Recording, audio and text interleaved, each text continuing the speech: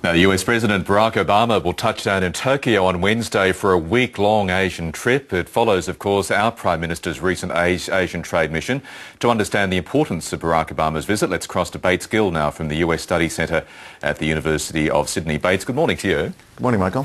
Now, after all the fanfare about the so-called pivot to Asia a few years ago, Asian countries can be forgiven for feeling a bit snubbed, can't they, about America taking the eye off the ball in the region?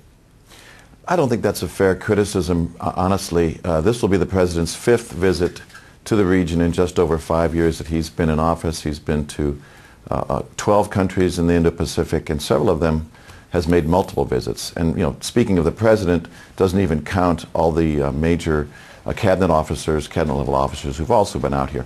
So from a diplomatic and sort of public optic point of view, actually, the president and his team have devoted an enormous amount of time, not only because of the rhetoric of the pivot, but it's so strategically important. It's so strategically obvious that the United States is going to remain engaged in this region. As you know, though, there's a very big difference to, as you say, optics and cold, hard actions. What are you expecting Barack Obama to do on this trip to reassure, for instance, Japan about America's support in the wake of those rising tensions between Japan and China?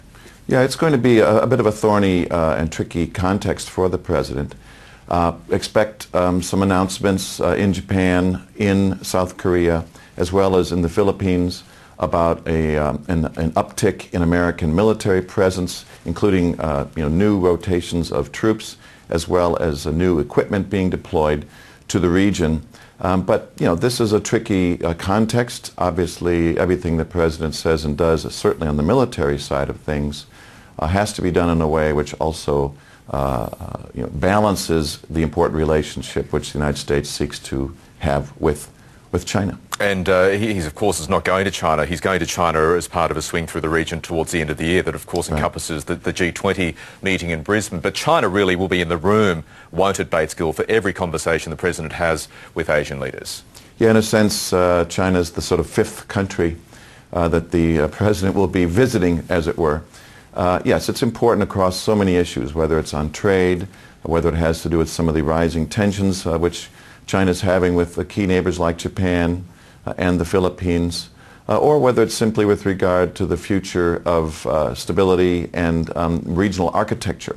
In all those issues, China's obviously a very important player, and I don't expect that the president is unaware of that. He certainly is, and so much of what he's going to be saying and doing, I think, will have in the back of his mind the important role that China will be playing in the region. Let's look at some of the potential economic dividends of this trip, and the president is hoping to do his bit to close that so-called Trans-Pacific Partnership deal that leaders like Tony Abbott have been working on assiduously for some months now. How important is that deal to the economic well-being of the Asian region?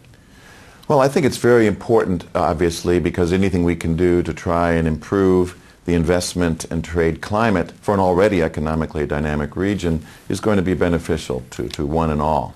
But it's difficult. It's a massive trade deal, 12 countries involved, two or three of the world's largest economies involved.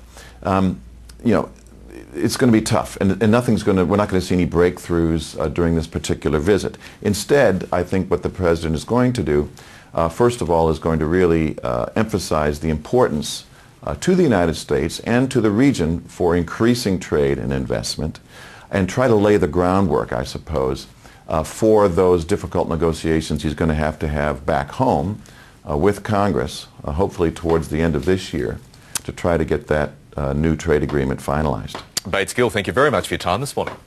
Thank you.